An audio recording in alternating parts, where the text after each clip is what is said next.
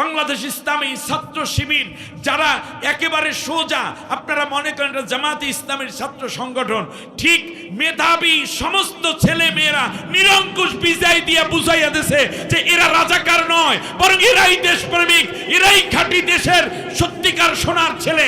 এই জন্য আপনার উচিত, পুলিশের উচিত, দেশের সরকারের উচিত একটুখানি ওনাকে ধইরা ওই ডাকসুর পরিচয় করাইয়া দেয়া, ডাকসুর ছাত্রদের সাথে, এবং একবার ঘুরাইয়া আনা দেখানো দরকার যে দেখেন গিয়া এখন কত সুন্দর আছে। আপনার সময়কার সেই মাদক এখন নাই, মেয়েদের উপর পীড়ন নাই, এবং ক্যান্টিনের মধ্যে এখন আর 2 নম্বরই কোনো মস্তানি নাই, চান্দাবাজি নাই, হলের মধ্যে ঢুকাইয়া অত্যাচার নাই, প্রত্যেক হলে হলে ছেলের হলে মেয়েদেরকে দেওয়া দেই নাই, মাদক নাই, সব নিষ্কলুক সত্যিকার পবিত্র একটি ইউনিভার্সিটি ক্যাম্পাস উপহার দিতে পেরেছে। আপনারা যাদেরকে রাজাকার বলে গালি দিয়েছেন সেই দেশপ্রেমিক যুবক ছেলেরা, ঠিক কিনা? আল্লাহ রাব্বুল আলামিন বলেন, আল আন ওয়াকাদ আসাইতা ক্বাবলু ওয়া কুনতা মিনাল মুফসিদিন। তুমি এখন বলছো আমি ঈমানদার হয়েছি, কিন্তু এর আগে তুমি ছিলা দুনিয়ায় স্বৈর শাসক। সুতরাং পৃথিবীর বুকে যারা স্বৈর শাসন, নির্দোষী মানুষদেরকে হত্যা করে, শিশুদেরকে হত্যা করে, অন্যায়ভাবে ক্ষমতা দখলদার হয়ে যায়, এই মানুষগুলো মরার সময় ঈমান লইয়া মরতে পারে না। তার প্রমাণ হইল ফেরাউন, ঠিক কিনা? তো মৃত্যুর সময় চাইছিল ঈমান আনতে, কিন্তু আল্লাহ ঈমান কবুল করেছেন না। এবার খেয়াল করুন, আল্লাহ তাআলা ডাক দিয়ে বলেন, ফালিয়াউমা নুনাজ্জিকা বিবাদানিকা লিতাকুনা লিমান খালফাকা আয়া ওয়া ইন্না কাসীরাম মিনান নাসি আন আয়াতিনা লাগাফিলুন। আল্লাহ রাব্বুল আলামিন বলেন, তোর লাশটাকে আমি আল্লাহ কিয়ামত পর্যন্ত উদাহরণ বানাইয়া রাখব, ডিসপ্লে করে রাখব। তোর লাশ সমুদ্রের পানি গালাবে না, পেট ফুলে ফাটবে না, নারী ভুঁড়ি পচবে না, গলবে না। সমুদ্রের হাঙর, কুমির, নীল তিমি কিংবা ওই সমুদ্রের মধ্যে যত প্রাণী আছে, ডলফিন হতে শুরু করে, কোনো প্রাণী তোর লাশটায় একটা কামড় দিবে না। তোর লাশটাকে আমি আল্লাহ রাব্বুল আলামিন শুটকি বানাইয়া রাখবো, পৃথিবীর কোনো পোকামাকড় খাবে না। পৃথিবীর বাতাস, বায়ুমণ্ডল তোরে গুড়া কইরা বাতাসে উড়াইয়া নিবে না। তোর লাশটা কিয়ামত পর্যন্ত আমি সংরক্ষণ করবে। এই জন্য তোর মতো স্বৈর শাসক পৃথিবীতে যারা আসবে, তারা যেন তোরে দেখে দেখে বুঝতে পারে, আর ইমানদারেরা যেন তোর মতো শাসকের বিরুদ্ধে বিদ্রোহী হয়ে ওঠে। এই জন্য তোর লাশটাকে আমি শুটকি বানাইয়া রাখবো। কিন্তু দুঃখের বিষয় হলো, যুগে যুগে ফেরাউন তৈরি হয়, মুসার আন্দোলনও চলে, কিন্তু বেশিরভাগ সাধারণ পাবলিক বুঝতেই পারে না কোনটা মুসার কোনটা ফেরাউন। এই মধ্য থেকে যারা বুঝতে পারবে তারা ফেরাউনের দলে যোগ দেবে, আর যারা নমরুদ ফেরাউনের দলে থাইকে যাইবে তাদের অবস্থা খারাপ হবে। তার কারণ আল্লাহ তাআলা বলছেন, ফেরাউনের মতো যারা ইসলাম বিরোধী হবে, দিন বিরোধী হবে, জালেম হয়ে উঠবে। ইয়াকুদুমু কওমাহু ইয়াউমাল কিয়ামাতি ফাআওরাদাহুমুন নার ওয়া বিইসাল বিরদুল মাউরুদ। ফেরাউনের নেতৃত্বে ফেরাউনের নাতিপুতি লেডি ফেরাউন কিংবা জেন্টস ফেরাউন যারাই হবে, সবগুলাকে আমি আল্লাহ জাহান্নামের মধ্যে ঐক্যবদ্ধ করে একসাথে সবগুলারে জাহান্নামে ফেলে দেব। আর যারা যুগে যুগে মুসা, ঈসা, মুহাম্মদুর রাসূলুল্লাহ, ইব্রাহিম, এমনি করে যেই যুগটা আসবে, যারা এই সত্যপন্থী হবে তাদের নেতৃত্বে জান্নাতের দিকে আমি তাদেরকে পথ দেখাইয়া দেব। পথ দুইটা, মাঝখানে কোনো পথ নাই। আজকে আমাদের ডিসিশন নিতে হবে আমি কোন পথে যাব, ঠিক না? বহুত পথ পরিবর্তন হয়েছে। এবারে 54 বছর পর্যন্ত অনেক পথ, অনেক মত, অনেক দল, অনেক আইডিওলজি, অনেক আইডিয়া। আমরা কেউ সোনার বাংলা, কেউ রূপসী বাংলা, কেউ সবুজ বাংলা, কেউ রূপের বাংলা, কেউ ডিজিটাল বাংলা, কেউ স্মার্ট বাংলা, সব দেখতে দেখতে ক্লান্ত হয়ে পড়েছি। এবারে আর কোনো ক্লান্ত হওয়ার সময় নেই, সব দল দেখা শেষ। আগামীতে আমরা দেখতে চাই আল কোরআনের বাংলাদেশ, ঠিক কিনা বলে?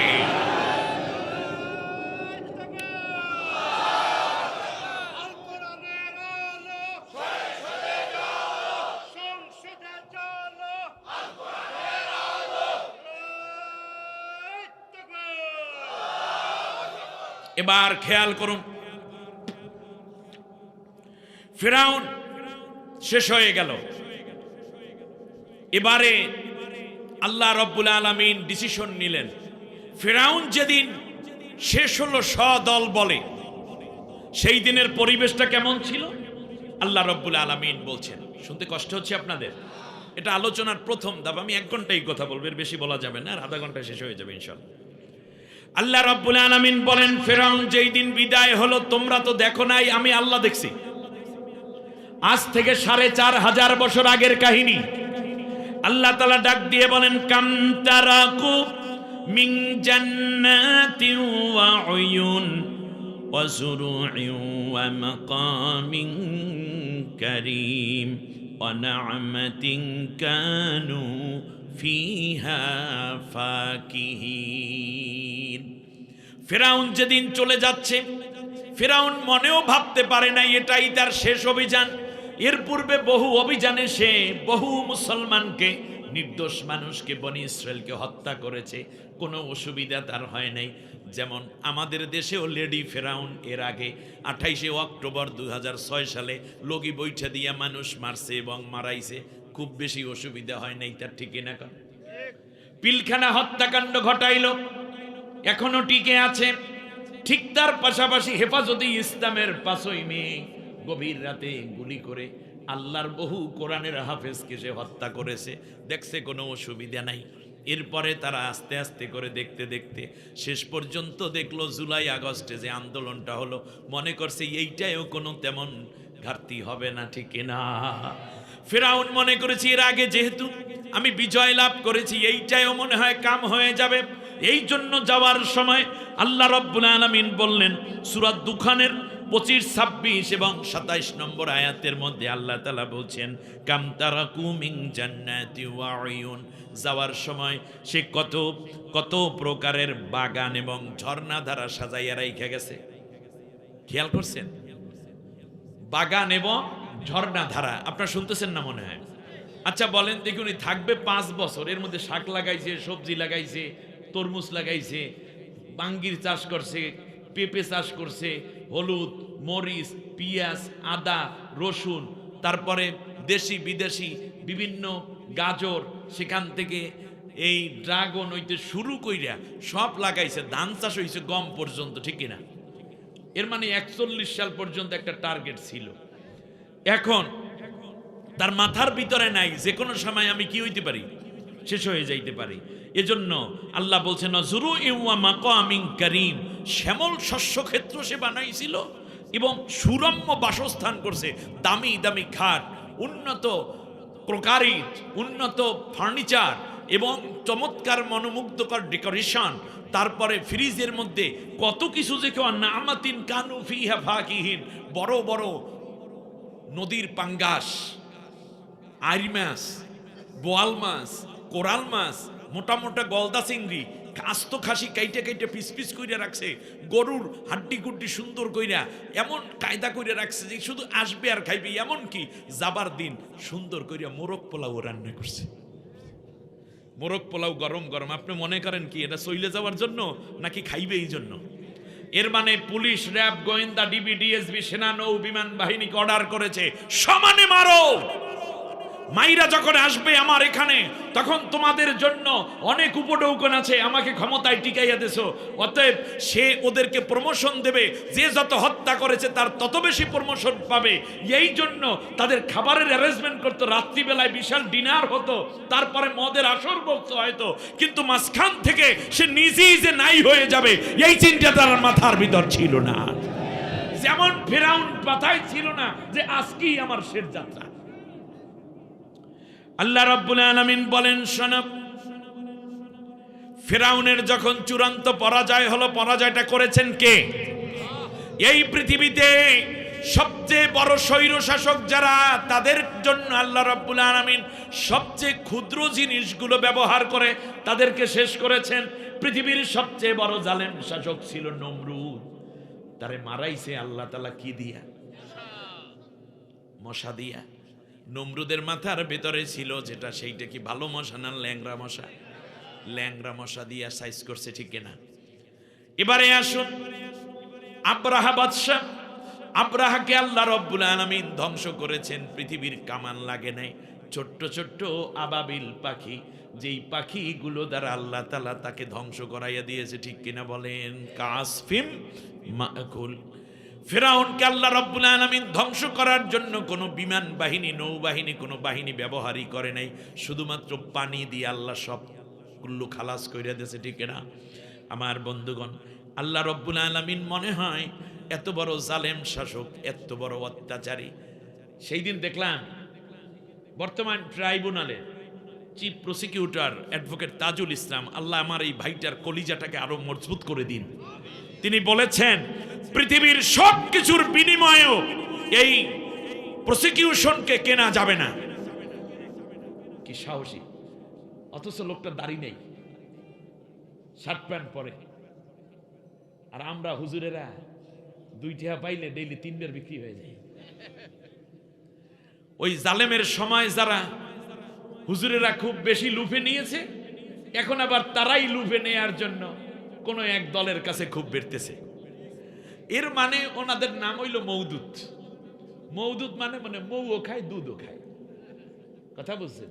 যখন যেটা দরকার মৌও খায় দুধও খায়, নাম কি? মওদুদ। কি যে অবস্থা রে ভাই! কিন্তু খেয়াল করুন, তিনি বলেছেন যে একজন পুলিশকে অ্যারেস্ট করা হয়েছে বিগত স্বৈর শাসকের হত্যাকাণ্ডের সাথে জড়িত, তাকে রিমান্ড দেয়া হলো। রিমান্ড দেওয়ার পরে তাকে জিজ্ঞেস করা হলো তুমি মানুষের উপরে কিভাবে অত্যাচার করতে।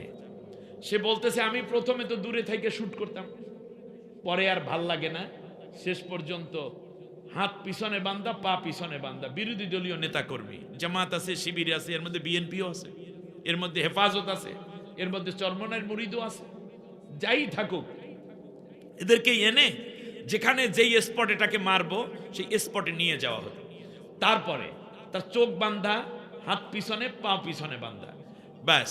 এরপরে মাথার কাছে নিয়ে রিভলভারের একেবারে নালটাকে পুরো মাথার কাছে ঠেকাইয়া তারপর ট্রিগারে চাপ দিতাম, টান দিতাম।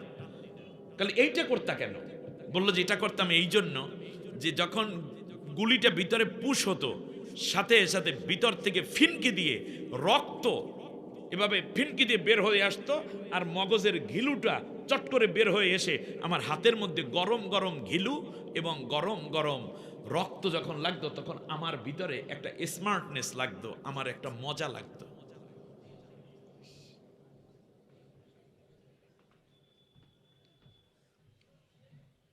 মানুষ হত্যা করেছে অন্যায়ভাবে, জানাজাটা পর্যন্ত পড়তে দেয় নাই। আল্লামা সাঈদীকে হত্যা করার পরে জানাজা পড়তে দিবে না, ঢাকাতে দিলই না। প্রচুর পরিমাণ গুলি বর্ষণ করলো, সাউন্ড গ্রেনেড। ওই কাফেলায় আমিও ছিলাম সেই দিন, পুরো রাত পুরো দস্তুর আমরা উপস্থিত ছিলাম। আমরা বারডেমের ভিতরে যখন ফজরের নামাজ আদায় করলাম, ফজরের নামাজ পড়ে বের হতে না হতে মিছিল দেওয়া তো দূরের কথা, সমানে সব ছেড়াবেড়া করে দিল, সব মিছিল পন্ডু করে দিল, tear shell, grenade, sound grenade, এরপরে বুলেটের আঘাতে আঘাতে সব জর্জরিত, যাতে করে পিরোজপুরে আল্লামা সাঈদী সাহেবের জানাজা না হয়। পিরোজপুর জেলা আমিরকে রাত 2:30টার সময় গ্রেপ্তার করে সেখানকার ওসি। এরপরে এসপি সহ ওই থানার মধ্যে বসে বলছে 3টা থেকে 3:30টার মধ্যে সাঈদীর জানাজা করে ফেলতে হবে।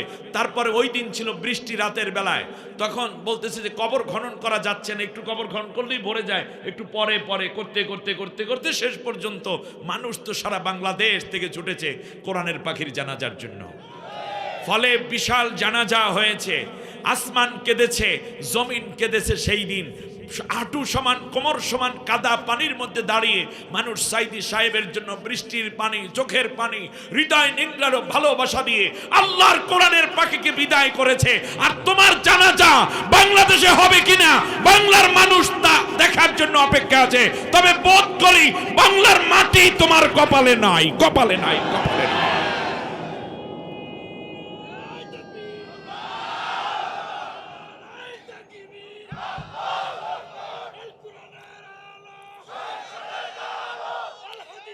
শুনুন, শুনুন, আমি স্লোগান দিয়ে সময় আমি বেশি নিতে পারবো না। আমি জানি আপনারা খুব আবেগী এই মুহূর্তে, আপনারা এক্সাইটেড। আমি জানি হাজার ব্যথা নিয়ে এখানে মাজলুমরা বসে আছেন। একটি রক্তক্ষয়ী বিপ্লব হয়েছে, এটা যেন তেন কোনো বিষয় নয়। জুলাই সনদ অবশ্যই বাস্তবায়ন করতে হবে। বাংলাদেশ কোন দিকে যাবে তার আগে বাংলাদেশে যে বিপ্লব হয়েছে সেই স্বীকৃতি দেওয়ার পাশাপাশি যাদেরকে হত্যা করা হয়েছে সেই হত্যাকারী যেই হোক তার বিচার এই জাতি আগে দেখতে চায়, ঠিক না বলেন? জানাজা হলো, কিন্তু এর পরেও সারা বাংলাদেশ থেকে ধরে প্রায় 1 লক্ষাধিক জানাজা হয়েছে তামাম দুনিয়ায় তার জন্য। আল্লাহর ঘরের সামনে তার জানাজা, গায়েবানা জানাজা, মসজিদে নববীতে তার গায়েবানা জানাজা। বাংলাদেশে যারা জানাজা পড়ছে ওই মসজিদের ইমাম এবং জানাজায় যারা শহীদ তাদেরকেও অ্যারেস্ট করেছে। এই রকম রেকর্ড আছে না নাই? আপনার বাবার জানাজা বাংলাদেশের মানুষ পড়ে নাই। 7-8 জন ছিল, এর মধ্যে 2 জন হিন্দু। সেই প্রতিশোধ সাইদি সাহেবের উপরে নিবেন, নিজামী সাহেবের উপরে নিবেন, আলী আহসান, মোহাম্মদ মুজাহিদ, কামারুজ্জামান কিংবা কাদের মোল্লা অথবা মীর কাসিম আলীর উপর নিবেন, অথবা আপনি সেই প্রতিশোধ দিতে চান সালাউদ্দিন কাদের চৌধুরীর উপর দিয়ে, ইলিয়াস আলীর উপর দিয়ে, তা কোনোদিন বাংলার মানুষ হতে দিতে দেবে না। যেই মানুষগুলো হারিয়েছে তারা যদি আবার বাংলাদেশে ফিরে আসা সম্ভবই হতো তাহলে গোটা বাংলাদেশে এক একজনের নেতৃত্বে দাঁড়িয়ে যেত, ঠিক না? আপনি ভুল করেছেন, চূড়ান্ত ভুল করেছেন। ভারত যেই ভুলটা করেছে, এত বড় একটা ডাইনি স্বৈর শাসক, অবৈধ ক্ষমতার অধিকারী, দিনের ভোট রাতে দিয়া, দেশের ভোট দেশের টাকা বিদেশে পাচারকারী, খুনি, স্বৈর শাসককে আশ্রয় দিয়ে ভারত বাংলাদেশের সাথে তার যে চূড়ান্ত শত্রুতার বড় একটি দলিল সৃষ্টি করে রেখেছে। ভারতের উচিত ঘাড় ধরে লাথি মেরে এই খুনিকে তার দেশ থেকে বের করে দেয়া, আর না হলে বাংলার নতুন প্রজন্ম এবং ভবিষ্যতে যারা আসবে ভারতকে কোনোদিন ন্যূনতম বন্ধু, দূরবন্ধু হিসাবেও চিন্তা করতে পারবে না। মনে রাখতে হবে, বাংলাদেশের সবচেয়ে বড় শত্রুতার সবচেয়ে লেটেস্ট প্রমাণটি হচ্ছে শেখ হাসিনার মতো একজন স্বৈর শাসককে, খুনিকে ভারত আশ্রয় দিয়েছে। আল্লাহ রাব্বুল আলামিন বলেন, শোনো, এই স্বৈর শাসক যেদিন বিদায় হলো, সিমটমটা হলো এই যে ফামা বাকাত আলাইহিমুস সামাউ ওয়াল আরদু ওয়া মা কানু মুনজারিন। সূরা দুখান আয়াত নম্বর 29, 44 নম্বর সূরা 25 নম্বর পারার মধ্যে আল্লাহ রাব্বুল আলামিন বললেন, স্বৈর শাসক যেই দিন মরে যায় কিংবা যেই দিন পতন হয়ে যায় সেই দিন আসমানেও কেউ কান্দে না, জমিনেও তার জন্য কেউ কান্না করে না, এমনকি কান্না করার মতো ন্যূনতম পরিবেশও দেশের মধ্যে থাকে না। খেয়াল করেছেন? কান্দে। যেই দিন পতন হয়েছে 5 আগস্ট, কেউ কাঁদছে? তার হাতে লক্ষ লক্ষ পুলিশ, র্যাব, গোয়েন্দা, ডিবি, ডিএসবি ছিল, তার দলের লোক ছিল, নেতাকর্মী ছিল, সবই তো তারা। 18 বছরের শাসন। বলেন কাঁদছে কয়জনে? হ্যাঁ, সেদিন মিষ্টি খাওয়াইছে, সেই দিন মিষ্টি খাওয়াইছে। শুধু তাই না, আমি আপনাকে বলি, আল্লাহ বলছেন কান্নার পরিবেশ। আমি মনে করছিলাম কি বোনটা মনে হয় সাথে সাথে কান্দে বুঝি, পরে ওই যে টেলিভিশনে ছবি দেখাচ্ছে, যাচ্ছে 2 বোন হাত ধরে, এটার আমি স্ক্রিনশট লইয়া তারপর জুম করে দেখলাম যে সোহে পানি টেনে নাই। পরের দিন দেখলাম ছেলে এবং মেয়ে সোশ্যাল মিডিয়ায় কথা বলছে লাইভে। ভাবলাম যে জয় মনে হয় একটু কানবে, কান্দে না। মাইলাম তাক সবচেয়ে বেশি মায়াবিনী হলো মেয়েরা, দেখি মাইয়াটাই কান্দে কিনা। কন্যা কান্দে নেই, কান্দে নেই। কেউ কানছে? সবাই গাট্টি গুট্টি লইয়া পালানোর চিন্তায় রয়েছে। অমা কানো মঞ্জরেন, কান্দে নাই। তা করছেটা কি? আল্লাহ সেই কথা বলেছেন 6 নম্বর সূরা আনআম 45 নম্বর আয়াত 7 নম্বর পারায়, ফাকুতিআ দাবিরুল কওমিল্লাযীনা যালামু ওয়ালহামদুলিল্লাহি রাব্বিল আলামিন। আল্লাহু আকবার।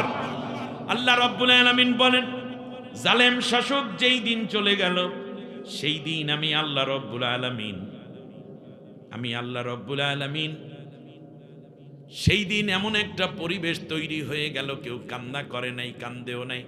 আর মানুষ কষ্ট পাইলে এই যে আমরা যার বাসায় খাইলাম, কোন ভাই যেন, মুকুল ভাই, মুকুল ভাইয়ের বাসায় আলহামদুলিল্লাহ খুব চমৎকার রান্না করেছেন ভাবি কষ্ট করে, দেশি মুরগি, এরপরে একেবারে গরুর তাজা গোশত, মাছ, গুড়া মাছ, গুড়া মাছটা খুব মজা হয়েছে। এটা আপনাদের এই নদীর মাছ হবে মনে হয়।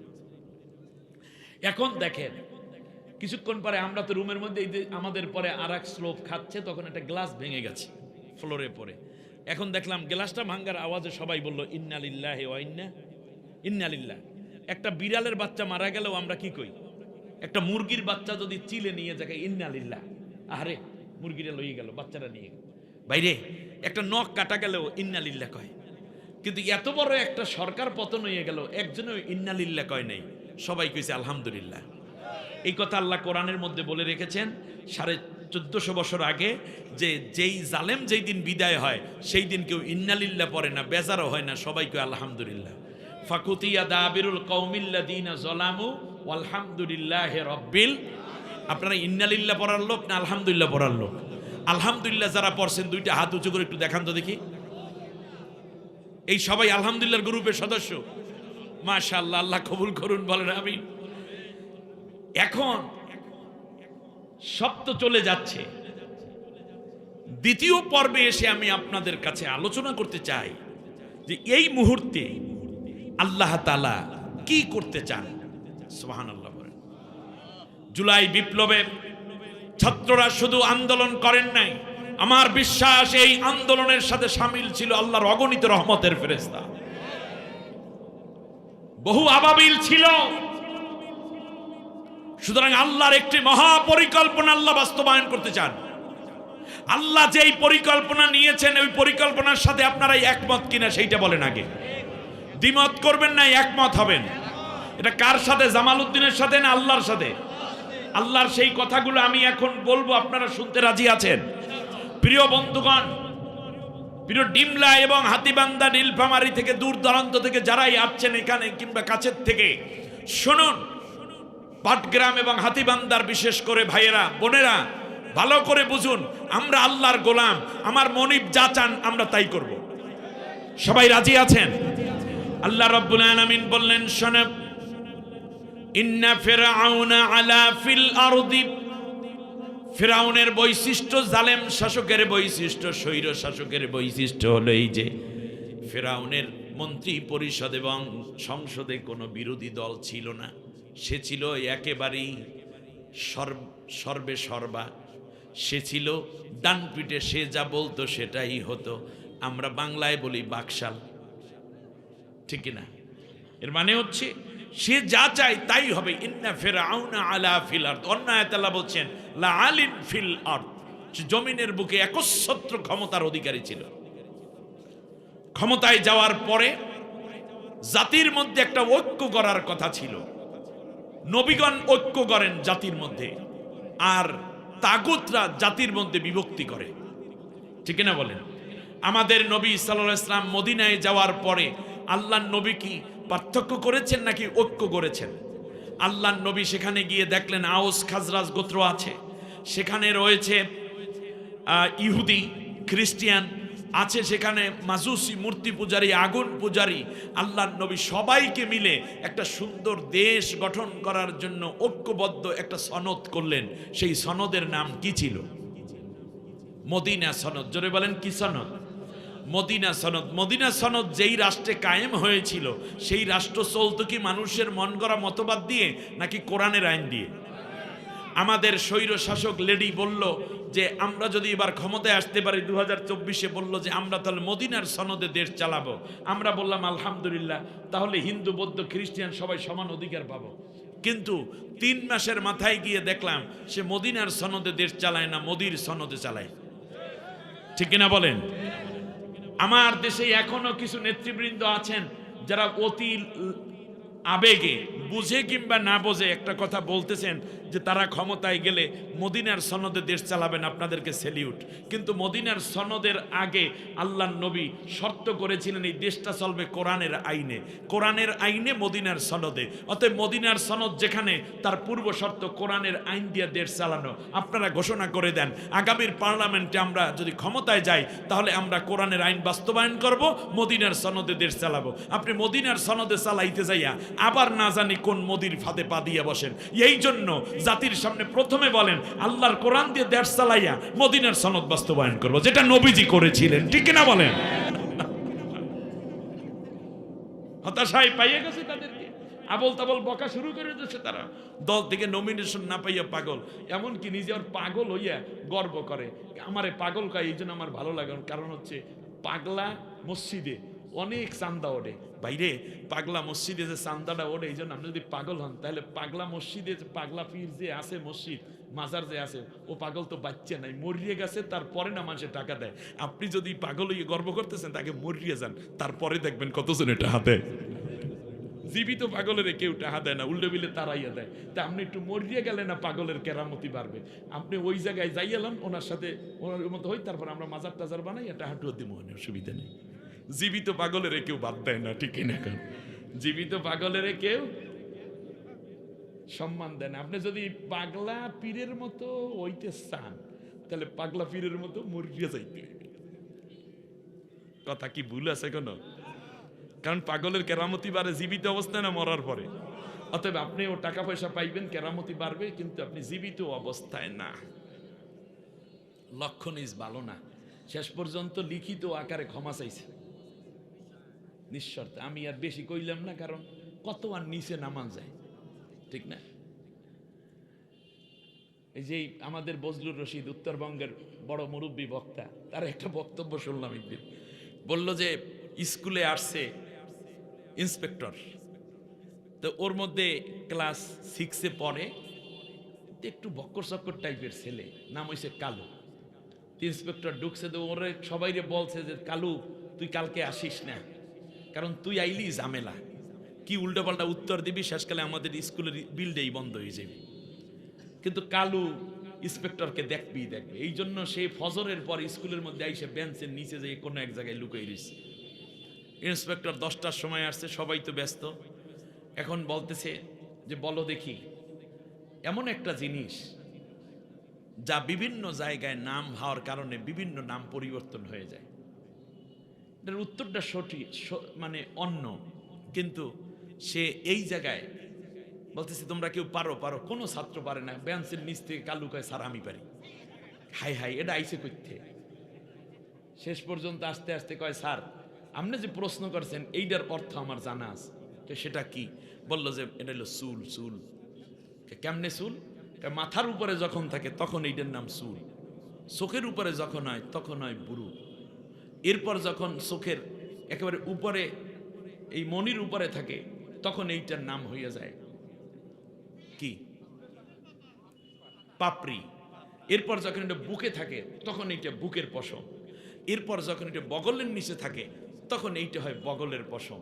এখন ইন্সপেক্টর বলতেছে কালু আর নিচে নামিস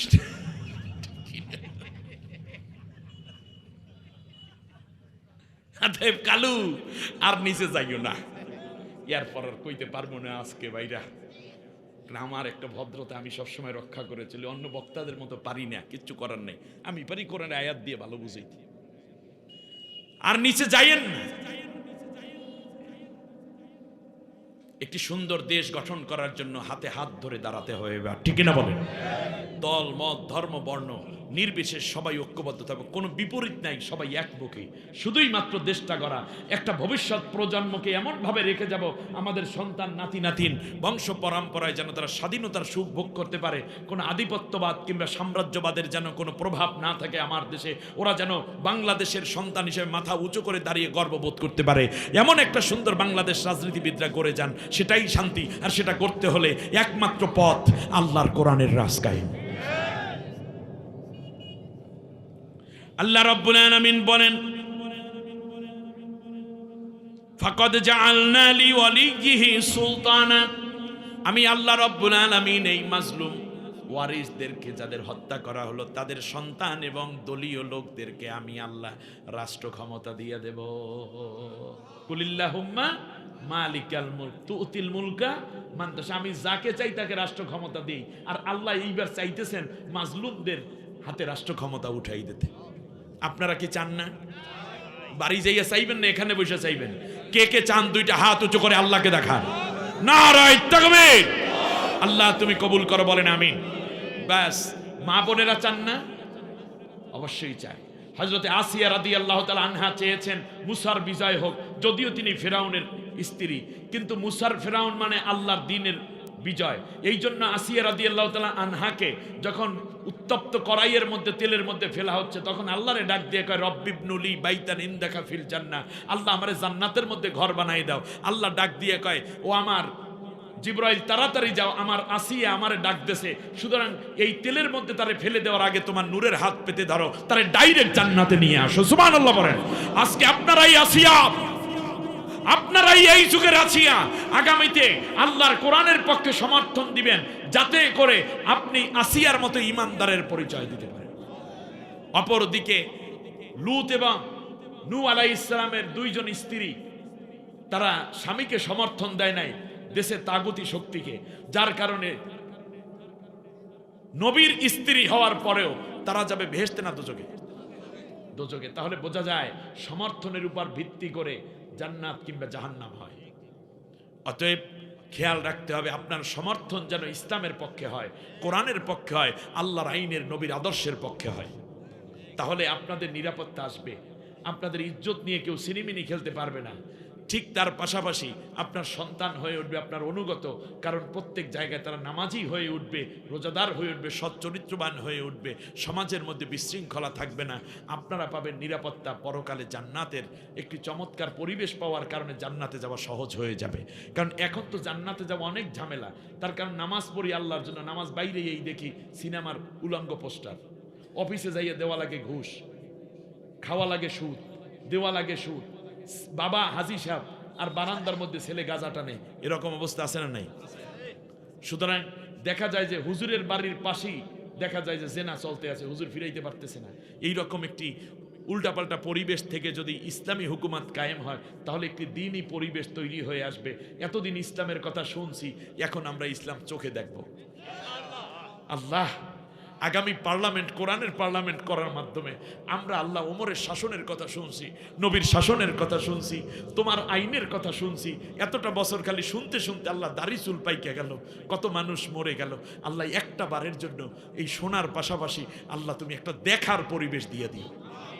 আল্লামা সাইদি সাহেবের সারা জীবনের দোয়া ছিল, আল্লাহ একটা ইসলামী রাষ্ট্র সারা জীবন শুনলাম, একটা দেখার পরিবেশ দিও। আমার মনে হয় দোয়াটা কবুল হয়ে গেছে ইনশাআল্লাহ। আগামীর পার্লামেন্ট আল্লাহর কোরআনের পার্লামেন্ট। প্রিয় ভাইরা, এরপর আল্লাহ রব্বুল আলামিন বলেন ইন্নাহু কানা মানসুরা। এই সালতানাত দেওয়ার ক্ষেত্রে ভালো করে, এই সালতানাত যে মাজলুমের দলেরা পাবে, যাদেরকে হত্যা করা হলো, মনে রাখবা সেই ক্ষেত্রে আমি আল্লাহ নিজেই সাহায্যকারী হয়ে যাব। ইন্নাহু কানা মানসুরা, তারা সাহায্য পাওয়ার অধিকারী। আমরা কি সাহায্য করব না তাদেরকে? টাকা দিয়ে, পয়সা দিয়ে, বুদ্ধি দিয়ে, স্লোগান দিয়ে, ক্যানভাস করে, বাড়িতে বাড়িতে গিয়ে, যে কোরআনের কোনো দলের না, কোরআনের সে দল। এখানে যে আমাদের রাজু ভাই আছেন, এখানে যদি চরমনাই হুজুরের বাক্স আসে সেইটাই ইয়েস, আর কোনো মতামত দেখবেন রাজু ভাই থেমে গেছে। এখানে যদি হেফাজতের কেউ দেয় তাহলে হবে। অতএব যে যেখানে আছে, আমাদের একটা মজার সবচেয়ে ভালো পথ আল্লাহ তৈরি করে রেখেছেন, সেটা হচ্ছে এই যে এই বছর ইসলামী দলগুলো সব ঐক্য হয়ে গেছে। এবার যদি মুসলমানদের বিজয় না হয়, তাহলে যারা তাগুতি শক্তি তারা বলবে বাংলাদেশে মুসলমানদের আর ভাত নেই। অতএব এই মহান চান্সকে আমরা কাজে লাগাতে চাই। আপনারা কি চান না? এই জন্য প্রত্যেক ঘরে ঘরে দাওয়াতি কাজ করতে হবে। আর কোনো কথা, আল্লাহ তো আমাদের সাথে আসেনি, ইন্নাহু কানা মানসুরা, আমি আল্লাহ তাআলা বললাম তাদেরকে আমি সাহায্য করব। এবং আল্লাহ নবী বলেছেন যে শোনো, আরেকটা ঘটনা বলি, আল্লাহ রব্বুল আলামিন বলছেন শোনো, সেই দলটা কোনটা সেটা যদি বুঝতে চাও তাহলে আমার আরেকটা আয়াত নাও, নাম হচ্ছে সূরা আহজাব। এই আহজাবের মধ্যে আল্লাহ তাআলা বলছেন মিনাল মুমিনিনা রিজালুন সাদাকু মা আহাদুল্লাহ আলাইহি ফামিনহুম মান কাদা নাহবাহু ওয়া মিনহুম মান ইয়ানতাযির ওয়া মা বাদদালু তাবদীলা। ওই দলের মধ্যে এমনও পুরুষ আছে যাদের একজনের পর একজনকে হত্যা করা হচ্ছে, একজনকে ক্রসফায়ার দিয়ে আরেকজনকে বাইন্ধে রাখছে, একজনকে ফাঁসি দিয়ে আরেকজনের রায় ঝুলাইয়া রাখছে, আগামীকালকে তার ফাঁসি হবে, আজকে লাশ একজনের নামাইতেছে, কিন্তু একের পর এক ফাঁসি হচ্ছে, একের পর এক ক্রসফায়ার হচ্ছে, গুম হচ্ছে, খুন হচ্ছে, কিন্তু তারা একদিন যে শপথ করেছিল ইন্না সলাতি ওয়া নুসুকি ওয়া মাহইয়া ওয়া মামাতি লিল্লাহি রাব্বিল আলামিন, নিঃসন্দেহে আমার নামাজ, আমার কোরবানি, আমার জীবন, আমার মৃত্যু আল্লাহর জন্য, ওই শপথ পরে কোরআনের আন্দোলনে তারা সামিল হয়েছে, একের পর এক লাশ পড়ে, কিন্তু তারা কোনোদিন তাদের শপথ ভঙ্গ করে না। মিনাল মুমিনিনা রিজালুন, মুমিন আছে, মুমিনদের মধ্যে পুরুষ আছে, তাই প্রত্যেক মুমিনই তো পুরুষ নাকি? মুমিনিন এটা তো জমা মুযাক্কারের সিগা না, তাহলে ইসমে ফাইল, তাহলে বোঝা যাচ্ছে এটা তো পুরুষই তো সব মুমিনদেরকে বলছে। এর মধ্যে আবার পুরুষ কইল কে? এর মানে হচ্ছে পুরুষের মধ্যেও পুরুষ থাকে, কিছু পুরুষ আছে কাপুরুষ, ঠিক কিনা বলেন? কাই ঘরের মধ্যে চোর ঢুকছে, চোর ঢোকার পরে বউ আলাপ পাইছে, এখন বউ কইতেছে এই চোর তো ঢুকছে, দোষ কি হয়েছে, অত কিচ্ছু হইবে না। তারপর চোরে চাবি নিয়ে অলরেডি সিন্দুক খুলছে, সুকেস খুললে সোনা দানা সব বাক্সের মধ্যে, এর মধ্যে কাপড়ের মধ্যে গুছেছে, লইয়া যায়, কিন্তু আরে কোনো চিন্তা করবে না, আমি আছি না। কিছুক্ষণ পরে চোর চলে যায়, চোর তো চলে যাইতেছে সব লইয়া, আমি তো আসি, চিন্তা করবে না। তুমি যে কি পুরুষ জানি, তুমি বাইরে দাঁড়াই কম্পাক্টটা জোরে ডাক দাও, তুমি পুরুষ মানুষ, আমি মহিলা মানুষ, চিক করে লইবে, মানুষে কম শুনবে, রাত বাজে 3টা, তুমি পুরুষ মানুষ, শুধু একটা ডাক দাও, চোর চোর কইয়া, দেখবা কত মানুষ আইসে পারবে, ফলে চোরে মালামাল থুয়ে যাইবে অথবা চোর ধরা পড়বে। কি কইলা? তুমি পুরুষ মানুষ, ডাক দাও। আমি পুরুষ, হ্যাঁ আগে কবা না? আমি বলে পুরুষ, আগে কবা না? এইরকম কিছু পুরুষও তো সমাজে আছে, ঠিক কিনা? এখানে পুরুষ বলছে কেন? তার কারণ হচ্ছে পুরুষরা কোনোদিন অন্যায়ের কাছে মাথা নত করে না। ওই যে যারা অন্যায়ের কাছে মাথা নত করে নাই, আল্লাহ তাদেরকে পুরুষ বলছেন, ইমানদারের সাথে সাথে পুরুষ বলছেন। মিনাল মুমিনিনা রিজালুন, সুবহানাল্লাহ। মিনাল মুমিনিনা, মনে করেন আপনাদের এই এলাকায় 2 মহিলা ঝগড়া করছে, এরকম হয় না মাঝে মাঝে? কিছু কিছু মহিলা আছে কাল রাস্তায় নামিয়ে ঝগড়া করে। আলহামদুলিল্লাহ আপনাদের এই পাটগ্রামে কিংবা এই বুড়িমারি এই এলাকায় নাই, আছে। 2 মহিলা চুলাচুলি করছে, চুল ধরে টাইনে কাপড় চুপড় ছিটিয়ে পিটিয়ে ফেলাইছে, খামছইয়া গালের চামড়া উড়িয়ে ফেলাইছে, নাক কামড়াইয়া লইয়া গেছে একজনে আর একজন, বাদ যে জম্মের মতো। এরপরে দেশে মামলা, বেড়ায় যাইয়া দেশে মামলা, মামলা দেওয়ার পর আসছে পুলিশ, ওসি, 2 গাড়ি পুলিশ লইয়া ওসি সাহেব আসছে।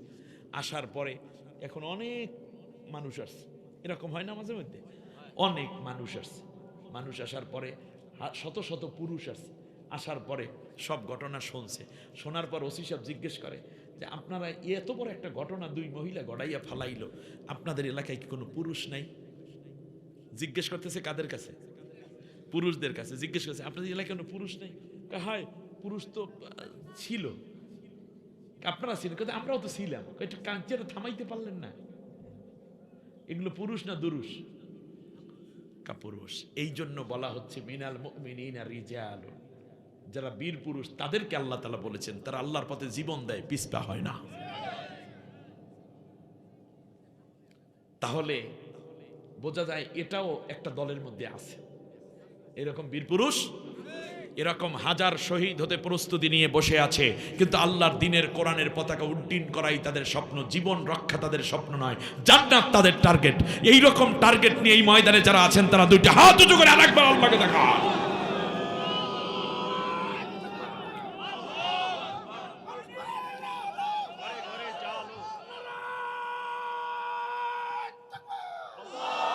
আল্লাহ কবুল করুন, বলেন আমিন। আমরা প্রত্যেকেই বীর পুরুষ হতে হবে। কাপুরুষ হলে থাপ্পড় মেরে আবার নিয়ে যাবে বাংলাদেশকে ওই জালেমের গোষ্ঠীর, আমাদের প্রতিবেশী নামের মহাশত্রুরা, ঠিক রাখা। ভিতরে ষড়যন্ত্র হচ্ছে। আগামীর দিন বড় চ্যালেঞ্জের দিন। নবীর একটি হাদিস বলি, নবীজি বলেছেন ফাত্তাবিউস সাওয়াদাল আযম, ফাইন্নাহু মান সাদ্দা সাজ্জা ফিন্নার।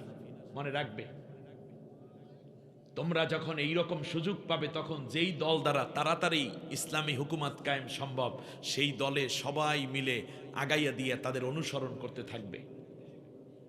কারণ এদের দ্বারা তাড়াতাড়ি ইসলামী হুকুমত কায়েম, এই জন্য অলরেডি জোট হয়ে গেছে। আমরাও ইনশাল্লাহ আগাইয়া যাব, আর ডান বাম তাকানোর সুযোগ নাই, মনে থাকবে।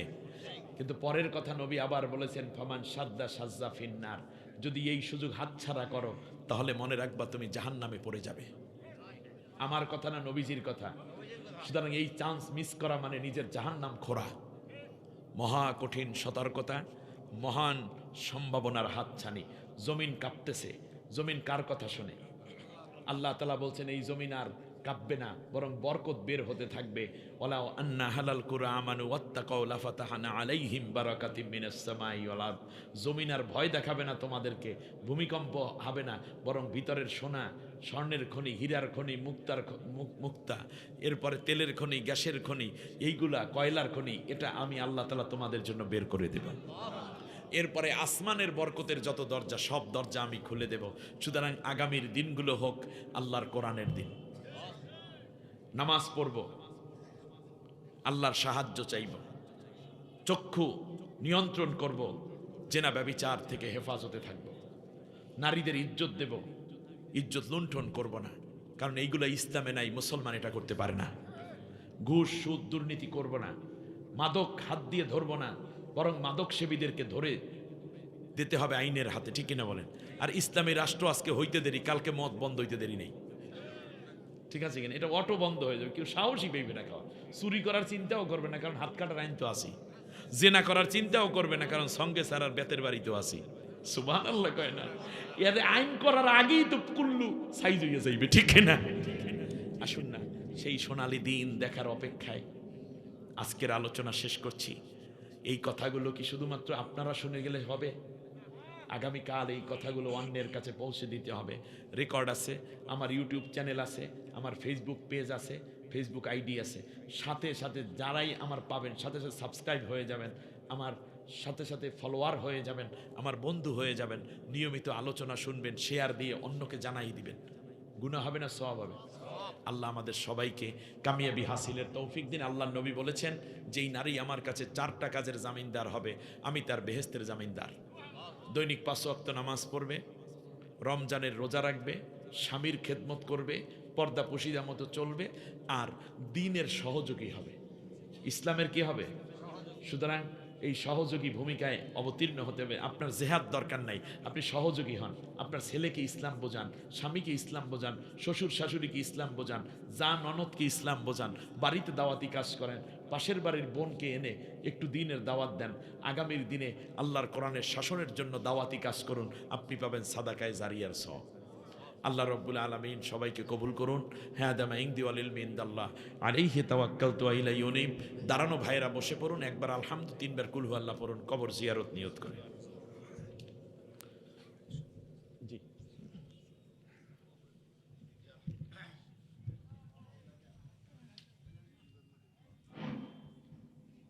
দিনের সনদ আগে নাকি কোরআন দিয়ে রাষ্ট্র চালানোর স্বীকৃতি আগে? কোরআন দিয়ে দেশ যেখানে চলবে সেখানে কোরআনের ব্যাখ্যার আলোকেই মদিনার সনদ তৈরি হয়েছিল। সুবহানাল্লাহ পড়বেন না? এটা বিশাল ব্যাখ্যার একটি আলোচনা, যেহেতু মূল থিমটা আমি বলে দিলাম। অতএব কোরআনের আইন ছাড়া মদিনার সনদ হইলে ওই ববুর মতো হয়ে যাবে। আবার আল্লাহ আমাদেরকে মাফ করুন, রহম করুন, রক্ষা করুন, বলেন আমিন। বন্ধুগণ, যেই জায়গাটিতে আমি রেখেছিলাম, তাহলে একটি জাতির মধ্যে ঐক্য না করে ওয়াজআলা আহলাহা শিয়া, সে বিভিন্ন দল এবং উপদলে জাতির মধ্যে ভাগ করে ফেলছিল। কে? ফেরাউন। বলেন কে? আমাদের লেডি ফেরাউন সেইটাই তো করছিল। বলছে স্বাধীনতার পক্ষ শক্তি, বিপক্ষ শক্তি। এটা কি জাতিকে ঐক্য করা না বিচ্ছিন্ন করা? মৌলবাদী, জঙ্গিবাদী, ওনারা হইল দেশপ্রেমিক, বাকিগুলো সব রাজাকার। কথা বলেন না কেন? শেষ পর্যন্ত আমাদের সন্তানরা, আমাদের ছোট ভাই বোনেরা যখন তারা কোটা বিরোধী আন্দোলন করলো, তখন তাদের যখন বলা হলো এরা তো রাজাকারের বাচ্চা, তখন তারা স্লোগান বানাইছে, চেয়েছিলাম অধিকার, হয়ে গেলাম রাজাকার। বলছে না? এরপর তারা বলছে তুমি কে রাজাকার, আমি কে রাজাকার, বলছে কে? স্বৈরাচার। এই ঘটনা যখন ঘটলো তখন বাংলাদেশে জাফর ইকবাল সে আবার বলল যে আমি আর ইউনিভার্সিটিতে ক্লাস নিতে যাব না, কারণ সব রাজাকারের বাচ্চা দিয়ে ভরে গেছে। উনি কোথায় আছে খুঁজা ওনাকে ইউনিভার্সিটির চত্বর দিয়ে একটু ঘুরাই আনা দরকার। তার কারণ ঢাকা ইউনিভার্সিটির মেধাবী সন্তানরা, তুমি মিয়া ঢাকা ইউনিভার্সিটি থেকে হয়তো পাশ করেছেন আপনি, আমি জানি জাফর ইকবাল স্যার আপনি হয়তো ঢাকা ইউনিভার্সিটির ছাত্র, ওই আপনার মতোই অনেক মেধাবী ছাত্র ছাত্রীরা সবাই মিলে ওই যে বাংলাদেশ ইসলামী ছাত্র শিবির যারা একেবারে সোজা, আপনারা মনে করেন জামাতে ইসলামের ছাত্র সংগঠন, ঠিক মেধাবী সমস্ত ছেলে মেয়েরা নিরঙ্কুশ বিজয় দিয়ে বুঝাইয়া দিয়েছে যে এরা রাজাকার নয়, বরং এরাই দেশপ্রেমিক, এরাই খাঁটি দেশের সত্যিকার সোনার ছেলে। এই জন্য আপনার উচিত, পুলিশের উচিত, দেশের সরকারের উচিত একটুখানি ওনাকে ধইরা ওই ডাকসুর পরিচয় করাইয়া দেয়া, ডাকসুর ছাত্রদের সাথে, এবং একবার ঘুরাইয়া আনা দেখানো দরকার যে দেখেন গিয়া এখন কত সুন্দর আছে। আপনার সময়কার সেই মাদক এখন নাই, মেয়েদের উপর পীড়ন নাই, এবং ক্যান্টিনের মধ্যে এখন আর 2 নম্বরই কোনো মস্তানি নাই, চান্দাবাজি নাই, হলের মধ্যে ঢুকাইয়া অত্যাচার নাই, প্রত্যেক হলে হলে ছেলের হলে মেয়েদেরকে দেওয়া দেই নাই, মাদক নাই, সব নিষ্কলুক সত্যিকার পবিত্র একটি ইউনিভার্সিটি ক্যাম্পাস উপহার দিতে পেরেছে। আপনারা যাদেরকে রাজাকার বলে গালি দিয়েছেন সেই দেশপ্রেমিক যুবক ছেলেরা, ঠিক কিনা? আমার বন্ধুগণ, এরকম কথা বহু শুনেছিলাম, কিন্তু বাস্তবতা ভিন্ন। আল্লাহ তাআলা বলেছেন এই জাতির মধ্যে বিভিন্ন রকমের দল উপদল ভাগ করা এটা ফেরাউনের আমল। আমরা কি ভাগ করব না ঐক্য করব? আমরা ঐক্য করব, বলেন ইনশাআল্লাহ। কোনো ভাগাভাগি নেই, আমরা সবাই বাংলাদেশি, আমরা সবাই মুসলিম হই, হিন্দু হই, বৌদ্ধ হই, খ্রিস্টান হই, আমরা সবাই মিলে দেশের পরিচয় আমরা বাংলাদেশি, আর দ্বীনের দিক থেকে, ইমানের দিক থেকে পরিচয় আমরা সবাই মুসলিম। কথা বুঝে আসছে? যে হিন্দু সে হিন্দু, আমরা মুসলিম, ইসলামের দিক থেকে আমরা কি মুসলিম, আর দেশ হিসাবে আমরা সবাই কি বাংলাদেশি। পার্থক্য ভিন্ন আর করা যাবে না ঐক্যবদ্ধর সময়। কিন্তু এই পার্থক্য করা কাজটা ছিল কার? ফেরাউনের। এই কাজ যারা করে, এই আয়াত আল্লাহ রেখে দিয়েছেন এই জন্য, যুগে যুগে বহু ফেরাউনের নাতি নাতিন, খালাতো বোন, মামাতো বোন, চাচাতো ভাই, মামাতো ভাই থাকবে। অতএব যারা পার্থক্য এখনো করে তাদের ভেতরে রক্ত টেস্ট করা দরকার। ফেরাউনের রক্তের গ্রুপের সাথে রক্তের গ্রুপের মিল আছে। ইয়াস্তাদিফু তাইফাতাম মিনহুম, দল অনেক, কিন্তু নির্যাতন করেছে ফেরাউন একটা দলের উপর। কেন নির্যাতন করেছে? তার কারণ ফেরাউন জানতো যে অন্য যে দল আছে ছোট ছোট, ওগুলাই আমার রাষ্ট্র দখল করতে পারবে না, এগুলা কোনোদিন বীর পুরুষ নাই। অতএব একটা দল আছে যেই দলটায় আমার ক্ষমতাটা নিয়ে যাইতে পারবে, আমার রাষ্ট্রটা দখল করতে পারবে, এবং আমার ক্ষমতার চেয়ারে ওরা বসবে, ওরা সাহসী, ওরা ভীত নয়।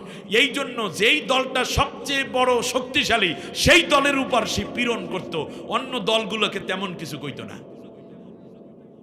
বাংলাদেশেও কয় দলের উপর বেশি নির্যাতন হয়েছে?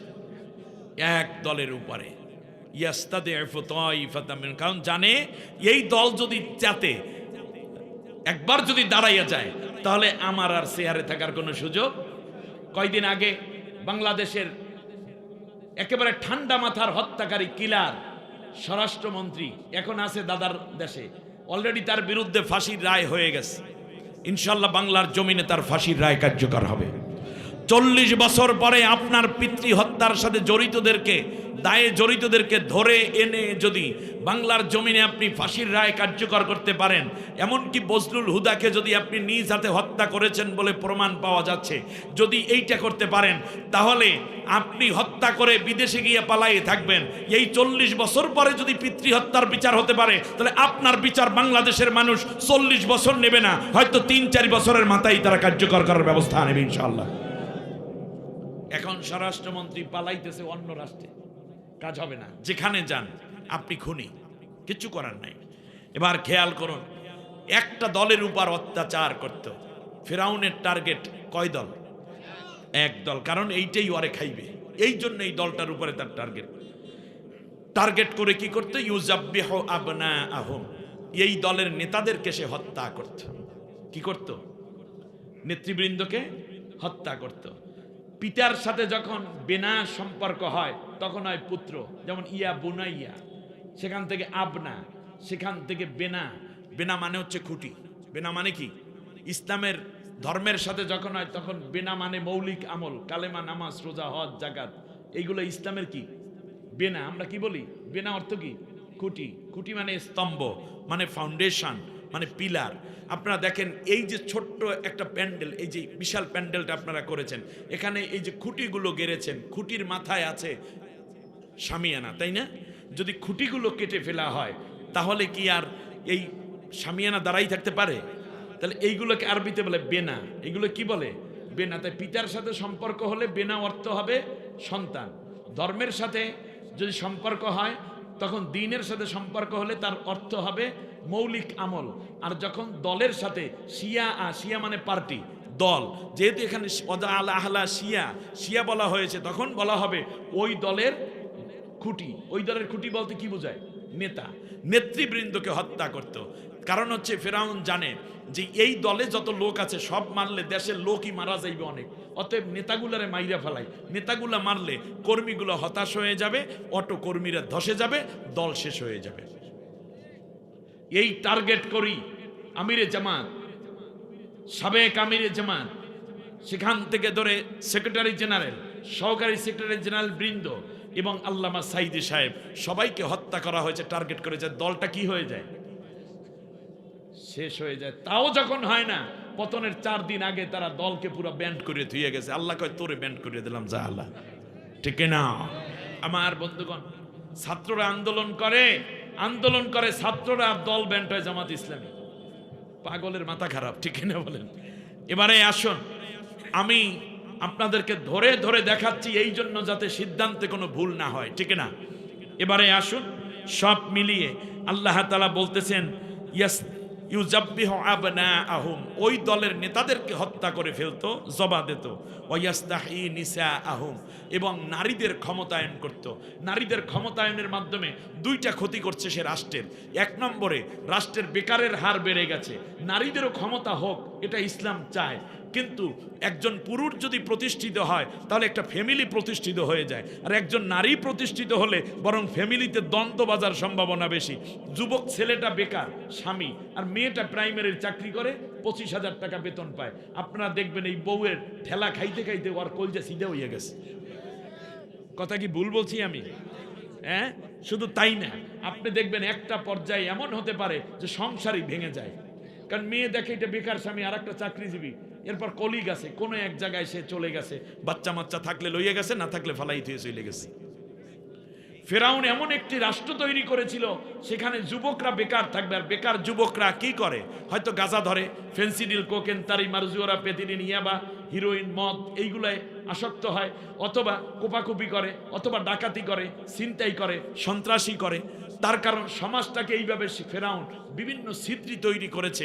পরিবার, সমাজ, রাষ্ট্র, নিরাপত্তা সব জায়গায় সে গুণে ধরাইয়ে দিয়ে গেছে। ফলে আল্লাহ রাব্বুল আলামিন দেখলেন যে এত ছিদ্রি একটি রাষ্ট্রকে যদি মেরামত করতে হয় তাহলে সরাসরি আমার ওহির জ্ঞান লাগবে, আমার নবী লাগবে। যেহেতু মুসা আলাইহিস সালামের পর, ফেরাউনের পরে মুসা আসছে, আমাদের নবীর পরে আর কোনো নবী নাই, কিন্তু নবীর আল্লাহর কোরআন আছে, নবীর আদর্শ সুন্নাহ আছে। সুতরাং কোরআন এবং সুন্নাহ দিয়ে যারা রাষ্ট্র চালাইতে চায়, এই ভাঙ্গা সমাজ গড়ার জন্য এদের বিকল্প মাঝখানে আর কিচ্ছু নিলে এই সমাজ কোনোদিন আর দাঁড়াবে না। তো ওরা ভাঙ্গা গেছে বুক, এরা ভাঙবে কোমর, আর এক দলে এর ঠ্যাং ভাঙবে। কিন্তু মেরামত করার জন্য এমন একটি সিস্টেম দরকার যেইটার মধ্যে পুরো সমাধান আছে, আর তার নাম হচ্ছে কোরআনের সমাজ। প্রিয় বন্ধুগণ, দেখুন সমাজ যখন পুরা ভেঙে পড়লো, তখন ফেরাউন এই লোকদের, এই যুবকদের হাতে তুলে দিল অস্ত্র, যে আমার বিরুদ্ধে যারা, তাদেরকে শেষ করে দাও। তাহলে কি হবে? আমি তোমাকে টেন্ডার দেব, আমি তোমাকে এই দোকানটা দিয়ে দেব, আমি তোমাকে চান্দা তোলার ব্যবস্থা করব, আমি তোমাকে এই রকম টাকা মাইরে খাওয়ার ব্যবস্থা করব। চাকরি নাই, বাকরি নাই, অথচ ইউনিভার্সিটিতে পড়ুয়া ছেলে, সে লক্ষ লক্ষ টাকার মালিক, ফ্ল্যাট, বাড়ি, গাড়ি হয়ে গেছে। কি দিয়ে? এর মানে হচ্ছে তার মেধাটা শেষ করে দিয়েছে। আর যাদের মেধা শেষ হয়ে তার পক্ষে যোগদান করছিল তারা কেবল বিরোধী অর্থাৎ ইসলামপন্থীদের উপর অত্যাচার এবং তার যারা ক্ষমতার জন্য বাধা তাদেরকে উপর অত্যাচার করেছে। এই জন্য তারা বানাইছে হেলমেট বাহিনী, তারা বানাইছে ওই মুজিব বাহিনী, তারা বানিয়েছে হাসিনা বাহিনী, তারা বানিয়েছে কলম কেড়ে নিয়ে সন্তানদের হাতে তুলে দিয়েছে অস্ত্র। আবার দেখেন মেট্রিক পাস এক এমপি বিসিএস পরীক্ষায় ভাইবা দিতে যাবে, এই ছেলে চলে আসছে মেট্রিক পাস এমপির কাছে যে আপনি একটু একটা ডিউ লেটার দিয়ে দেন যাতে আমি ভাইবায় পাস করি। আপনি দেখেন বিসিএস ছেলে ডিউ লেটার নিতে আসছে মেট্রিক পাস লোকের কাছ থেকে, তখন তার মেধায় বাজে যে দরকার নাই, লেখাপড়া দরকার নাই, কোপাকুপি করবো, নেতা হমো, নেতা হইলেই সম্মান বেশি। এইরকম একটি সমাজ কিন্তু অলরেডি কায়েম হয়ে যাচ্ছিল। তার কারণ দিনের ভোট যারা দিছে তারা ছাত্রলীগ, যুবলীগ, তারাই তো লীগ, তারাই তো সব, তারাই তো অফিসার, তারাই পুলিশ, তারাই তাদেরকে চাকরি দিয়েছে প্রাইমারিতে, হাই স্কুলে, তারাই প্রিজাইডিং অফিসার, তারাই সব ধরনের কাজ করে দিত। অতএব বোঝা যায় একটি নষ্ট সমাজ পুরা কায়েম হয়ে যাওয়ার কারণে শিক্ষার প্রতি কোনো আগ্রহ ছিল না, বরং দল করা, রাজনীতির নামে মারামারি করার প্রতি আগ্রহী হয়ে উঠছে। এই জন্য দেখা যায় যে মেধাবী ছেলেরা এখানে আর নাই। তাহলে কি করা যায়? এই জন্য আমার নব্য ফেরাউনটা তৈরি করেছিল কোটা পদ্ধতি। তার কারণ হচ্ছে মেধা দিয়ে তো আগাইতে পারবি না, তোদেরকে আমি চাকরি দিয়ে দেবো, আমার দল কর, যারা আমার বিরোধী তাদেরকে ধরিয়ে মাইরা ফেলা, তাদেরটা উচ্ছেদ করে দে, তাহলে আমি তোরে পদবি দেব। তাই আমার তো MA পাসও করা লাগে, আমার তো মাস্টার্স করা লাগে, আমার তো BCS করা লাগে, ওর কোনো অসুবিধা নাই, তোরা মেধায় পারবি না, সুতরাং কোটা দিয়ে তোদেরকে দিয়ে দেবো। করতে করতে 95% পর্যন্ত তাদের কোটার মধ্যে নিয়ে নিল। তখন মেধাবী ছেলের আওয়াজ তুললো, কোটা না মেধা, মেধা মেধা। তার কারণ অযোগ্যরা কোটা তালাশ করে আর মেধাবীরা মেধার প্রতিযোগিতায় লিপ্ত হয়। ঠিক এটা বলেন বন্ধুগণ? ইতিহাসের এই করুণ কাহিনী যদি মেরামত করতে হয় আমাদেরকে একটা ঔষধ ব্যবহার করতে হবে, তার নাম কোরআন। এবার খেয়াল করুন যেমনটা আল্লাহর নবী করেছিলেন। এরপরে কি হলো? আস্তে আস্তে করে একটা পর্যায়ে যখন এইটা হলো, অপরদিকে নারীরা যখন ঘরের বাইরে চলে আসলো নারীর ক্ষমতায়নের নামে, ফলে যুবক ছেলেরা তাদের সাথে অনৈতিক কাজে লিপ্ত হয়ে গেল। সেই দিন শুনলাম এক নেত্রী বলতেছে, জীবন যৌবন সব শেষ করিয়া ফেলাইলাম, বয়স 41, আমার ছোট বোনের বিয়ে হয়ে গেছে, লিক করে, ছাত্রী লিক করে কি হইল আমার, এখন তো চাকরিটাও নেই। এমনও আমি কোরআনের মাহফিল বেশি ভাঙ্গাইয়া বলবো না, এমপি মন্ত্রীদের বাসায় যাইয়া রাত কাটানো লাগতো। লীগের নেতৃত্ব যারা দিত তাদের বাসায় গিয়ে হোস্টেলে রাত কাটানো লাগতো, অথবা তাদের হোস্টেলে তাদের নিয়ে যাওয়া লাগতো। এরকম অভয়ারণ্যের একটি জাহান্নামের কারখানা বাংলাদেশকে তারা বানিয়েছিল। এটা মূলত ফেরাউনের থিওরি থেকে আসছিল। ব্যাস, ইন্নাহু কানা মিনাল মুফসিদিন। দুনিয়ার বুকে সবচেয়ে বড় স্বৈর শাসক ছিল এই ফেরাউন। এখন আপনারা বলুন, ফেরাউনের আমলের সাথে মিল হয় কিনা? মৃত্যুর ঘটনাটাও মেলে কিনা? মেলে। এখন আসুন আমরা কি করব? আল্লাহ তাআলা বলছেন, এই কঠিন পরিস্থিতিতে আমি ফেরাউন ওদের কার্যকলাপের কারণে একটা সমূলে শেষ করে দিছি। বলেন কি মূলে? সমূলে। সংসদ পড়ে আছে, তাদের ক্ষমতায় থাকার কথা 2027 পর্যন্ত, 29 পর্যন্ত, কিন্তু সংসদে স্পিকার আছে। বুকটা ফাটিয়া যায়, সেই মহিলা কি আছে? নাই। টাকলাও কি আছে? কিন্তু সংসদের চেয়ারগুলো পড়ে আছে। 29 তো এখনো অনেক দূরে, এখন মাত্র কত? 25, 26, 27, 28, 29, এখনো 4 বছর। কথা বোঝেন নাই মনে? 4 বছর পরে আছে, কিন্তু সংসদের এমপিদের চেয়ার খালি, প্রেসিডেন্টের চেয়ার খালি, স্পিকার ডেপুটি স্পিকারের চেয়ার খালি, প্রধানমন্ত্রীর চেয়ার খালি। সংসদে কোনো আসনে লোক আছে? মন্ত্রী পরিষদের ওই যে হোস্টেলগুলো পড়ে আছে, এমপি হোস্টেলে কি কোনো লোক আছে? নাই। নেম প্লট যেইগুলা এমপিদের বাসস্থান, বৌমাইয়া পোলা লইয়া থাকে, ওইগুলা কি ভরা না খালি? খালি। সচিবালয়গুলো কি তাদের লোক আছে? চেয়ার পয়দা রইছে কিনা? উপজেলা চেয়ারম্যানের বলেন দেখি, সেই উপজেলা চেয়ারম্যানের উপজেলা পরিষদ ভরছে না খালি? খালি। কোন কোন ইউনিয়ন পরিষদের চেয়ারম্যানেরও চেয়ার খালি। সব জায়গায় খালি পইরা রইল। ফেরাউন 14 গোষ্ঠী সহ ডুববা শেষ। ঠিক কিনা? এখন আল্লাহ তাআলা এই খালি জায়গা পুরো করতে চান। সুবহানাল্লাহ। এই কথাটাই আমার আজকের ওয়াজের শেষ কথা। খালি করবেন কাদেরকে দিয়ে? ওদের সব কিছু শেষ হয়ে গেছে, আয়োজন সব শেষ করছেন কে? কার হুকুমে? আল্লাহ তাআলা করেছেন। অতএব এখন সামনে ইচ্ছা পূরণ করবেন কে? সেই আল্লাহ তাআলা বললেন, ওয়ানুরিদু আন্নামুন্না আলাল্লাযীনা ইসতুদঈফু ফিল আরদ। আমি আল্লাহ একটা সিদ্ধান্ত নিলাম। সুবহানাল্লাহ। ফিরাউনের ওই শূন্য জায়গা পড়ে আছে, আমি আল্লাহ ডিসিশন নিলাম, এতদিন পর্যন্ত যারা মার খাইল, জেলে গেল, রিমান্ড খাইল, ফাঁসি হইল, গুম হইল, আয়না ঘরে গেল, রিমান্ডে জীবনটারে শেষ করে দিল, যেই দলের উপর টার্গেট করে অত্যাচারের স্টিম রোলার যেই দলের উপর চালাইলো ফেরাউন, আমি আল্লাহ রব্বুল আলামিন সিদ্ধান্ত নিলাম ওই দলের লোকদের উপরে এখন আমি আল্লাহ আমার দয়া আমার মায়া ঢেলে দিয়ে ওদেরকে ধন্য করে দেব। আমি মান্নান হয়ে যাব। কোন দলের উপরে? নির্যাতিত দলের উপরে। আলহামদুলিল্লাহ জোরে বলেন। এই কথা কি জামালউদ্দিনের? নুরিদু, আমি আল্লাহ নিজে সিদ্ধান্ত নিয়েছে। নুরিদু এটা জুমা মুতাকাল্লামের সিগের ফাইল। আল্লাহ নিজে, আমি আল্লাহ এই ডিসিশন নিয়েছি। সুবহানাল্লাহ। ওয়ানাজআলাহুম আইম্মাতান, আর আমি আল্লাহ আরো একটা সিদ্ধান্ত নিয়েছি। ওয়ানাজআলাহুম, আমি আল্লাহ করে দেব। এই আমি জামালউদ্দিনের বক্তব্য এটা নয়, এটা আমার আল্লাহর কথা, এটা আমার আল্লাহর ডিসিশন, এটা ফাইনাল ডিসিশন। আল্লাহর গোলাম হইলে আল্লাহ যেটা চান আমরা সেইটাই করে দেব। ঠিক কিনা? কান ওয়ানাজআলাহুম আইম্মা, ইমাম 1 বছর, আইম্মা বহু বছর। ইমাম অর্থ নেতা, লিডার। আল্লাহ তাআলা বললেন ওই নির্যাতিত দলের লোকদেরকে আমি সব জায়গায় নেতৃত্ব, ইমামতির চাবিকাঠি তাদের হাতে উঠাই দেব। ডিসিশন কার? অন্য নেতারা যত লাফালাফি করেন, বিশ্বাস করেন আর না করেন, এইবার চান্স পাইবেন না। কারণ এইবারের পুরো ডিসিশন আমার আল্লাহ মেকার হয়ে কাজ সিদ্ধান্ত করবেন। এতে আপনার ভালো লাগুক আর মন্দ লাগুক, এতে কইরা কাকে কোন জায়গায় দেয়া দরকার, কারে কোন জায়গায় বাধা দিয়ে রাখা দরকার, কারে মারা দরকার, কারে হাসপাতালে পাঠানো দরকার, কেউ জামাতে ইসলামীর লোকেরাও করবে না, শিবিরের লোকেরা চরমনাই কেউ করবে না। ও সব চাবিকাঠি আল্লাহর হাতে। এত বড় স্বৈর শাসকের যেই আল্লাহ পরাজয় করে দিয়েছে, এখন কোন জায়গায় চাবি আটকাইয়া দিয়া এই মাজলুমদেরকে সামনে আনতে হবে আল্লাহর এই পরিকল্পনা বাস্তবায়নের জন্য। আল্লাহ সেটা করবেন। আপনি যতই চিল্লাপাল্লা করেন কোন কাজ হইত না। ওয়ানাজআলাহুম আইম্মাতান, আমি আল্লাহ এই দলের লোকদেরকে ইমাম বানাবো। কিছু করার নাই, কারণ মার খেয়েছে ওরা, রক্ত দিয়েছে ওরা। আমি আল্লাহ ওদেরকে দয়া করেছি, ওদেরকে দিয়েই আমি আল্লাহ একটা দেশটা চালাবো, ওদের হাতে নেতৃত্ব উঠাইয়া দেব। এখন আপনার ভালো লাগলেও লাগলো, না লাগলে না লাগলো, সিদ্ধান্ত কার? আমার কথা বলছি না, আল্লাহর কথা।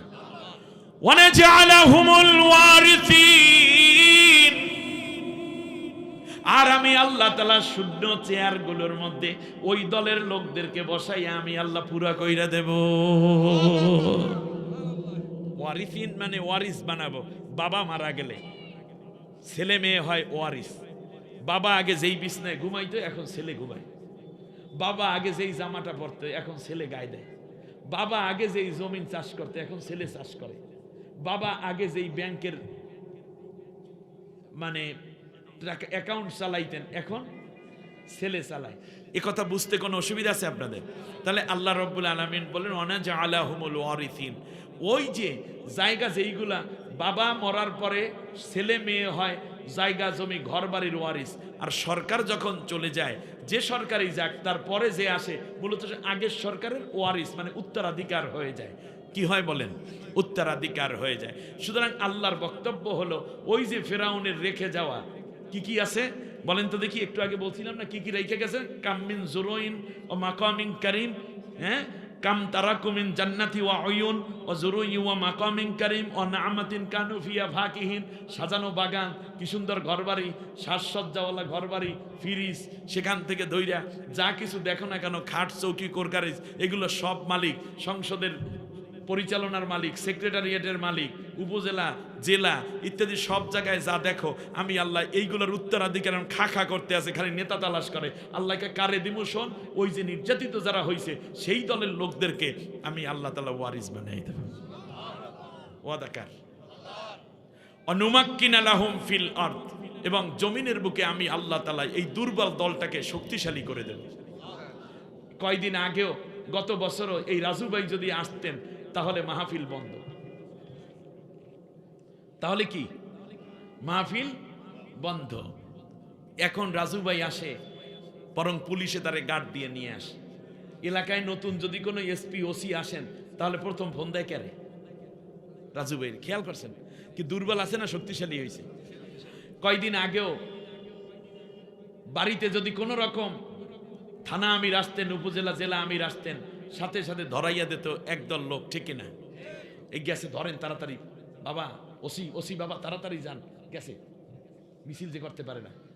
আর এখন তারা ফোন দেয়, বাবা বাবা রাজু, জি চাচা বলেন, কে বলছেন? আমি ওই খালেক শিকদার। কোন খালেক শিকদার? যে পলিটিক্যাল তো একটু আরো ভালো করে একটু মজা নেয় আর কি। কোন খালেক? ওই যে তোমার খালারে আমি বিয়ে করছি, ওই চাচা তো খালারে। কোন খালা? কয় রুজি খালা। কোন রুজি খালা? বোঝে না, চেনে না। কয় ওই যে তোমার মায়ের বান্ধবী আছে, বান্ধবীর সই, তার ননদের আপন খালা তো বই বিয়ে করছিলাম আমি, এই হিসাবে খালা। আচ্ছা জি খালু যান, বলেন কি করতে? কয় বাবা আমার বিরুদ্ধে তো মামলা একটা দিয়ে ফেলাইছে, তারপর ঘরে ঘুমাইতে পারি না, নতুন ওসি আসছে, চেনে না জানে না, আগের জনারে মোটামুটি ম্যানেজ করছিলাম, কিন্তু এখন তো মনে হয় ঝামেলা উনি করা, দাঁড়িয়েও আছে, নামাজও পড়ে, বাবা কি জানি করিয়া আলায়, ঘুষও খাইবে না, এখন তুমি যদি একটু ব্যবস্থা না করো তাই এই বয়সে ঘরে আর ঘুমাইতে পারবো না। কয় খালুজান এই কথাই কইছেন যে ঠিক আছে আমি ওসিকে বলে দিচ্ছি, আপনার নাম জানো কি? আমার নাম জব্বর আলী পেদা। অনুমাক্কিনা লাহুম ফিল আরদ, আমি কি করছি তাদেরকে? কথা কয় না। 5 আগস্টের পরে সর্বপ্রথম ফোন করছে বাংলাদেশের সেনাবাহিনী প্রধান, কাকে জানেন?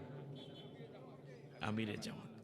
অনুমাক্কিনা লাহুম ফিল আরদ। আপনাদের কষ্ট হচ্ছে মনে হয়, আমি শেষ করে দিচ্ছি। আল্লাহ বলছেন অনুমাক্কিনা লাহুম ফিল আরদ ওয়া নুরিয়া ফিরআউনা ওয়া হামানা ওয়া জুনুদাহুমা মিনহুম মা কানু ইয়াহজারুন।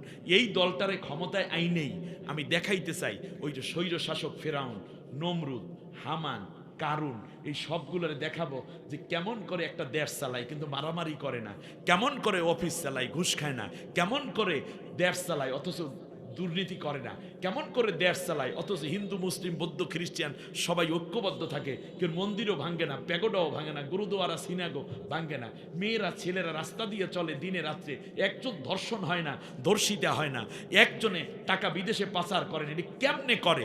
আমি আল্লাহ তাআলা এই দলকে ক্ষমতায় আই না, তারপর দেখাইয়ে দেবো জালেমদেরকে। সিদ্ধান্ত কার? অনুরিয়া মানে আমি দেখাইয়া দেব।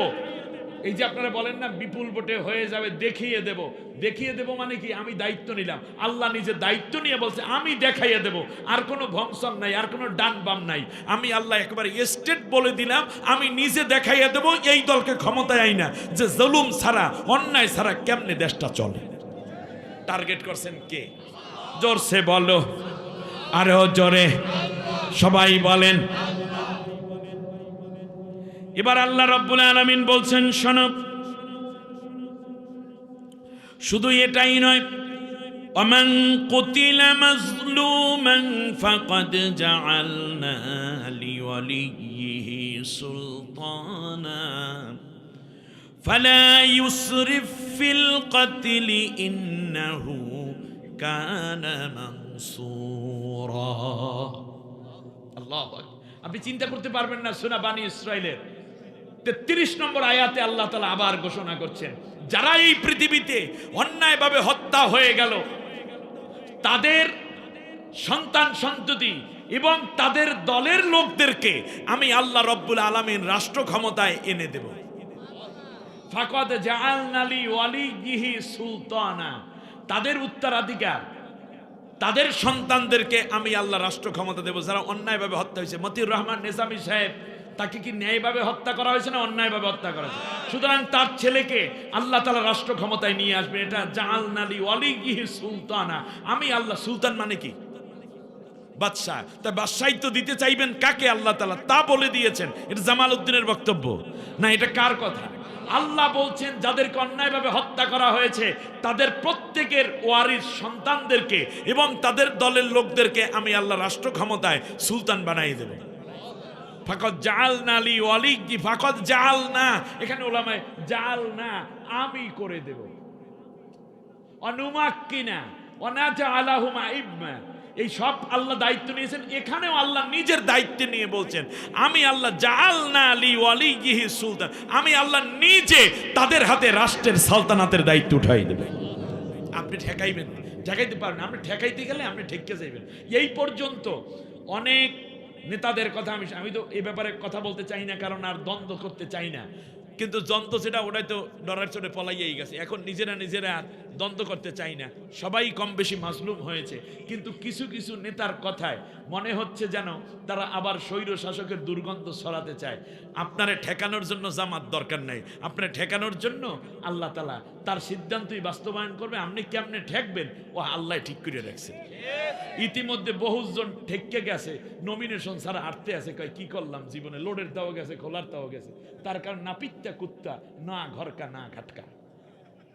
নাপিতের বাড়ি যদি আপনি দেখবেন, ওই যে ধোপা আছে না, ধোপা বাড়িতে যখন কাপড় জাল দেয় তখন এই নাপিত মানে হলো, নাপিতকে উর্দুতে নাপিত বলা হয় যারা ধোপাগিরি করে। ধোপা বুঝেন আপনারা? ধোপারা কি করে? কাপড়। এই তো দেখছেন, ওই উত্তরবঙ্গ আর দক্ষিণবঙ্গ ভাষায় মিল, বলতে আর কোনো বুঝতে কোনো অসুবিধা নেই। ধোপা মানে হয়েছে তারা আগের দিনে, এখন তো বিভিন্নভাবে এটা রিফাইন করে, কিন্তু আগের এই ধোপা বাড়িতে কাপড় চোপড় যা দিত তারা ওই ধুপুনি অথবা ধোপায় মিললে বাচ্চা কাচ্চা মিলেয়া তারপর বড় তারা টিনের মধ্যে বা পাতিলের মধ্যে কাপড়গুলো আগে দিত, সোডা সাবান টাবান দিয়ে তারপর জাল দিত। জাল দিলে পানির মধ্যে বটবট করে উঠতো, আবার ধোয়া উঠতো না। নাপিত বাড়ির কুত্তায়, মানে এই ধোপা বাড়ির কুত্তায় কইতো গোস্ত জাল দেয়, পরে খামো আনে। ঠিক কিনা? আসলে গোস্ত, ওটা কি? কাপড়। এরপর লইয়া যায় যখন, মনে করে ঘাটে যাইয়া যখন ধুইবে কিছু একটু ফেসা, একটু রক্ত, একটু গোস্ত, একটু রক মক পড়িয়ে থাকবে না। এই যে আমরা গরু জবা দিই তখন সব কি খায় না? কিছু ফালায় না? সেগুলো খায় কে? কুত্তায় খায়। তো ওরা মনে করে যে এই লইয়া যাইতেছে যে তো মনে হয় ঘাটের মধ্যে কিছু একটা পাবো আমি। এরপরে ওখানে যায়, আসলে কি ওটা গোস্ত? এটা গোস্ত না, ওটা কি? ওখানে যা আছে খাওয়ার, কুত্তার খাওয়ার মতো কিছু আছে? নাই। সুতরাং যারা এই কুত্তার মতো মানসিকতা পোষণ করে, এরা এখানে দৌড়ায় ওখানে দৌড়ায়। এই জন্য কয় নাপিতটা কুত্তা, না ঘরকা না ঘাটকা। ওরা রান্নার কিছু খাইতে পায় না, ওরা গাড়েরও কিছু পায় না। এখন কয় একুল উকুল হারাইয়া কান্দি দয়াল তোমার আশায় রে।